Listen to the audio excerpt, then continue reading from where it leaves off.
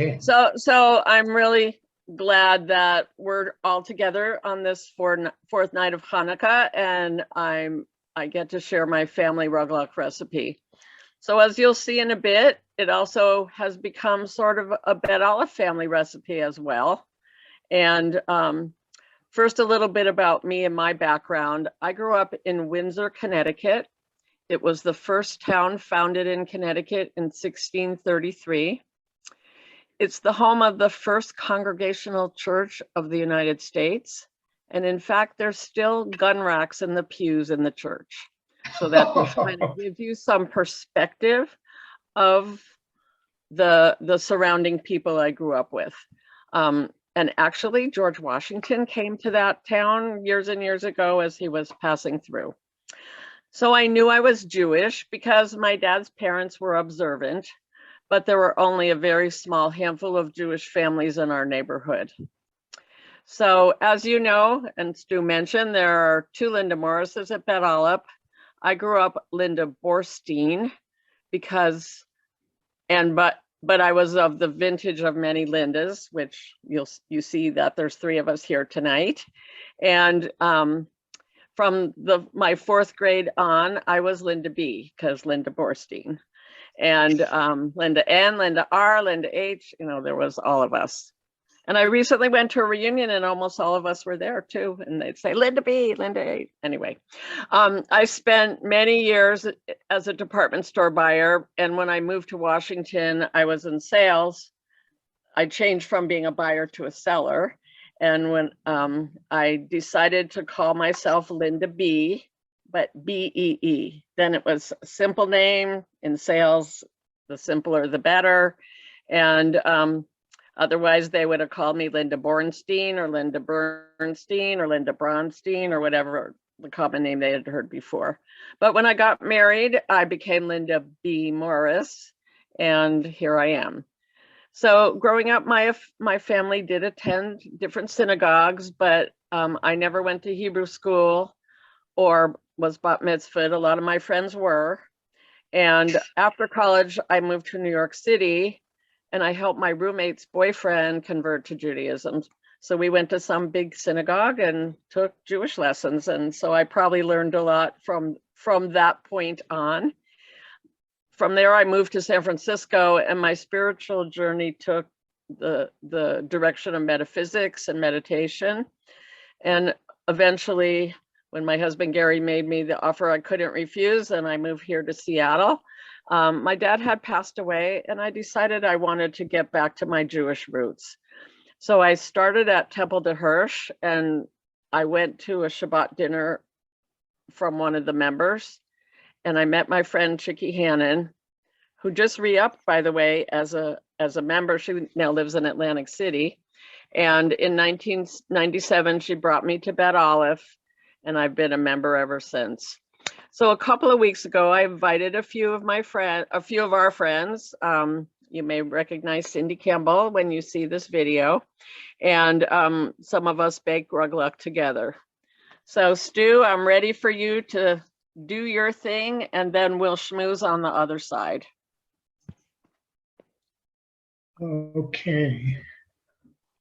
Let's see, right here. So I'm wearing an apron while he's looking. I don't know if you can see. Okay, he's made progress.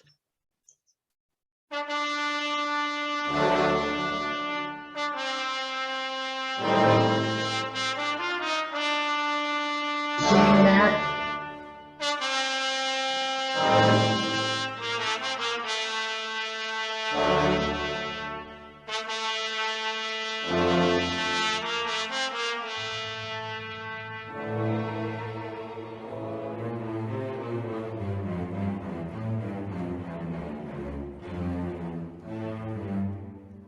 Can you see and hear that?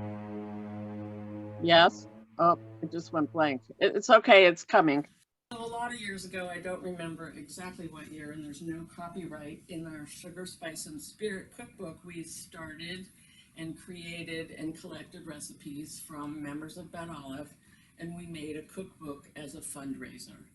And this recipe was one of the most used recipes over the years. So this ruggelach recipe started in Hungary 3 generations ago of my family. And my mom taught us to bake ruggelach when we were little kids. And it was the ritual, and of course there weren't any left when we were done baking. And when my mom moved to Washington in the late 90s, we had her make a videotape of her and telling the story. And the videotape became a DVD, and then we made this DVD for the community that we sold when we used to have a merchandise table. One of our members got really inspired, and we created a fundraiser called the Bite of Bet Olive. So that was in 2005. And everybody made their special recipes. It was a dessert auction, and my mom's ruggelach sold for $100, and she was so thrilled and excited. And luckily the person that bought it was at the table we were sitting, so we got to enjoy them as well. So now I'm going to talk about actually assembling.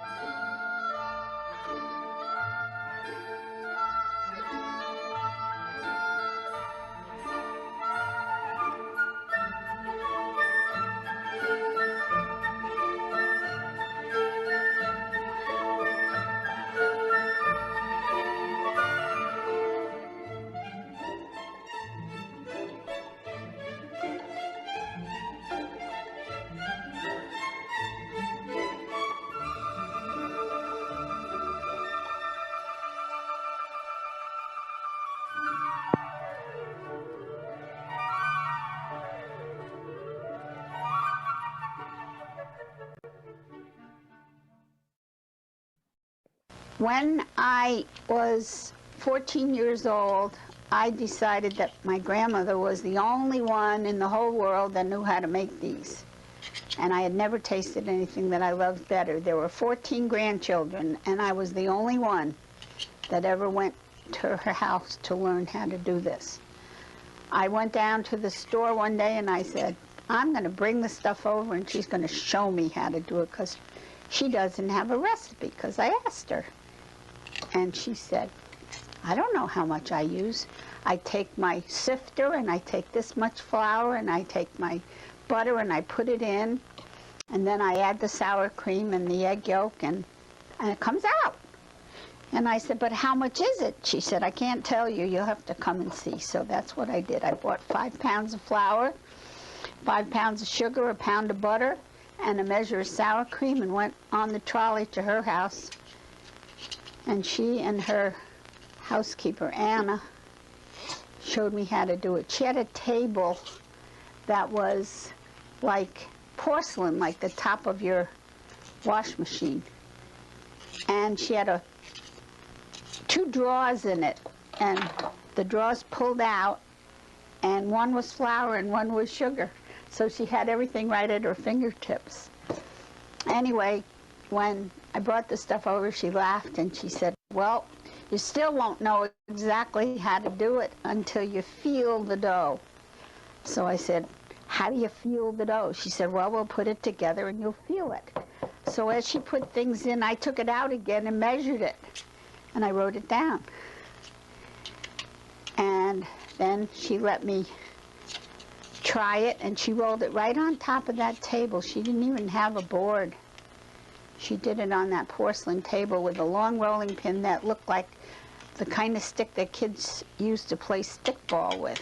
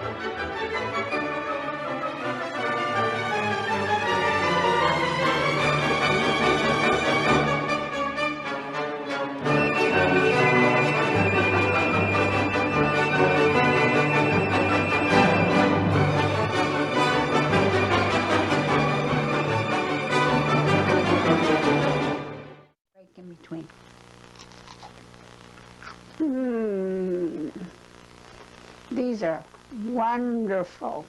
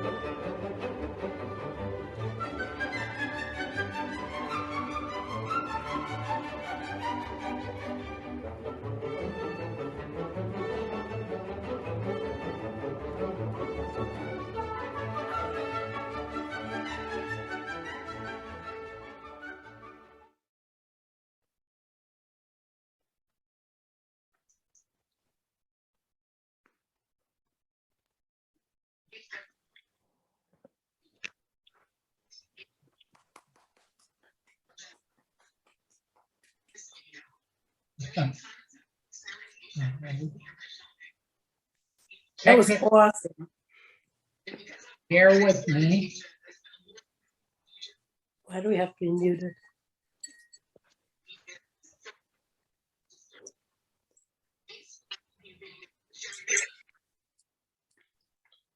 So Shoshana, did you ask a question? I didn't. I thought it was terrific. I was applauding. It Oh, was thank amazing. you, thank you. So it was so fun to do what we did and spend the day, right, Cindy? It was so much fun. Yeah, it was just so fun. And you probably could see a little bit of the things that I updated. So obviously I wasn't using the pastry cutter. I used the mixer, and obviously that makes a big difference in the time it takes to put it together, but it still comes out exactly the same.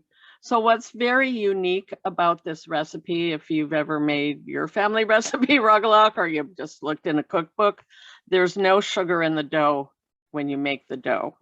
And the dough is butter, And butter and cream, butter. and a little bit of flour to hold it together. That's like the main dough. And then we add egg yolk because that gives it some of that elasticity. So that's the first thing that I changed, was just really using a more current tool. And I used to use the Cuisinart, but it's much better using the regular, mixer with the right dough hook that mixes it. So the other thing is you have to chill the dough for a couple of hours to make that butter and sour cream stay together. And so I had, of course, made a few batches the day before. So we had 2 batches to work with.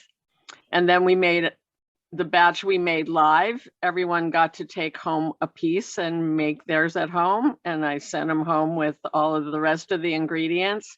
So everybody got to have their own recipe once, when they were ready to share with somebody else or eat them all themselves. And they got to take regular ones home that we baked, of course. So I just looked in my bakery tin and I have more left than usual. So I guess I'm going to a few more parties this on Saturday, and I guess lucky to have some ruggelach. I don't know. We'll see. We'll see how hungry I get in the next couple of days. So that's one thing that I change. The other, so again, all the information went very quickly, but another thing we do is plump the raisins. So we pour boiling hot water on the raisins and they're grapes again. And so when you bake them, they're much more palatable than hard as rock raisins if we had just left them plain. And then the other thing that has really helped a lot is I put parchment down on the, I put parchment paper down on the cookie sheet, because as you maybe noticed, because the cinnamon and sugar and nuts on that high temperature makes a big mess on the cookie sheet. It's not a big deal when you've got the parchment, and it's much easier to take them off to cool them. You can just pull the piece of parchment somewhere. So I do it on top of my washer and dryer because it's a blank space out of the mess of the rolling and the dough and the flour and all of that. So anyway, we had a great productive day, and And then my other trick, I have a sunroom outside of my kitchen that has a concrete floor. So once I get everything off the cookie sheet, I put the cookie sheet out on that cold concrete floor, and within 5 minutes I can make more. Otherwise it would take a really long time with a 400-degree temperature that we bake at, to cool the cookie sheet to do the next batch. So it's kind of cool. It's 18 minutes, and it pretty much takes about 18 minutes to do the assembly. So if you're one person and making them, one goes in and you prep the next one and it comes out, and then you can put the other one in, and it's a nice production, and it works quite well. Anything I forgot, Cindy? No, but I would just add that I took my dough and made more the same night, just to kind of really integrate the learning. And I used a rhubarb jam, and it was delicious. And we had plum, and we had Raspberry. And they all worked great. So that was kind of our other thing. Thank you for reminding me of that normally, or I shouldn't say normally, the classic, we would use either apricot or raspberry. Those were our two classics, but it was really fun because I said to people, bring whatever jam you have. And so we got a nice variety of other flavors that I had never had. It was plum ginger, actually, and it just was delicious. Mm-hmm. So it was kind of fun to make our own upgrades, if you want to call it an upgrade, our own renditions of the recipe, our own additions. So does anybody else have a family ruggelach recipe or a family recipe that you always made? Yes, my mother made wonderful ruggelach, and years later, my niece decided to open up a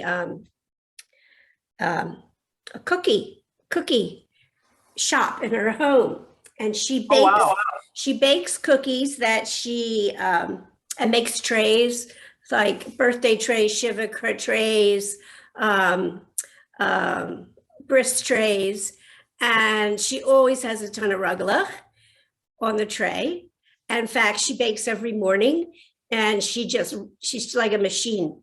And I've tried to make them, and it was a disaster because the dough wasn't cold enough. Even though I had chilled it for hours in the refrigerator, it was very difficult for me to handle the dough. So I also want to introduce you to my sister. She did make it on. My sister, Jackie Garlick, and she's up in Alaska. Hi, Jackie. Hi, Jackie. Are you on mute, Jackie? I can't tell. Jackie. She is muted. Yes, she is. There we go. Nope. There I go. Hi, Jackie. Hi, everybody. Sorry, I was a little bit late. Have you ever made ruggelach? Oh, yeah, once or twice. My sister, one of our traditions is whenever she comes up here to visit, we do a big ruggelach day of baking, and I like to leave it to her. She's the expert. But I have to say that the way that she put together that video, wow, it just was so lovely to see my mom and hear her voice, and just that was just such a great flourish to this this evening tonight. And I really want to thank all of you for letting me be part of it too, from afar. And she did tell me that from that one group gathering that she mailed me some, maybe one or two, I don't know, but I haven't made it into Anchorage to get my mail, but I go in tomorrow. So I'm looking forward to, I'm kind of drooling just talking about it, that she sent a couple of those to me, which is so exciting. And I do want to just share one little funny story, that one of our gatherings many years ago, I'm the youngest, if nobody knows that, and we have a brother between us who also really thinks ruggelach is great, but I was always the little shit, excuse my candor. And one year she and I got together, she's smirking, but we baked ruggelach, and then I verithaned one like with shellac, and I mailed it to our brother. And he tells me he ate it anyway. Okay, with that one, I will leave you. I thought he would put it on his, up on his shelf. It was after our mom had passed away, and I thought it was really funny, but he told me like a couple of years later that he ate it anyway. Go figure. But thank you, Linda, for inviting me. And yes, ruggelach is our most absolute favorite. It's such a special treat. And just I've tasted hundreds of different people's recipes, and there's just nothing like my mom's. So thank you for replicating it and sharing it with your crew there. So in the very first frame of this video, and it goes by so quickly because I didn't even notice. I had our niece, so my brother's daughter and her son. So now we have a couple of more generations. So there was our great grandmother on one side and Melissa and her little boy on the other, showing how many generations we have spread the wealth. How did you do that? How did you do that movie? Did you do that yourself? No. So a friend of mine's son is very talented with computers, and her she does a little shabby chic business. So they bought all of the heavy lighting, because in the beginning you saw the lighting was really good on me while I was doing the beginning and telling my part of the Bet Olive part of the story. So they had professional lighting with the big lamps and the big reflectors, and a professional video camera and a microphone. But because there was a bunch of ladies and we were yakking, it was too noisy in the background. So he decided to do the subtitles, which was very effective. So then he said, "So what kind of music should I use?" And I said, "Hungarian Rhapsody." So that's what you heard in the background. Oh, is like he didn't do anything to sync it, and it was like perfect. that was amazing. How it went with the crescendos, and it was just it was really, I was so impressed. And then so Jackie, are you still there? Because I'm on my phone. Yeah. So the only credit I forgot to add was our friend Alex Vera, who did the original video, and I had sent it to him, and he said, "Well, the only thing you forgot was putting me in the credits." It's like, okay, sorry. But anyway, and the first video of my mom, she does the whole thing from beginning to end. So he just took out the most important part of her telling the story was what I really wanted, and her version of how she went, and what you can just imagine in the 40s, with 5 pounds of sugar and a measure of sour cream. That was like the way they talked about it in those days. Where my mom lived in Flushing, and her great grandmother lived in this very beautiful part of Long Island. So she had to she said the trolley, but I don't know if it was still a trolley in those days. But you could just imagine the effort. She just wanted to learn how to do this because it was such a special recipe.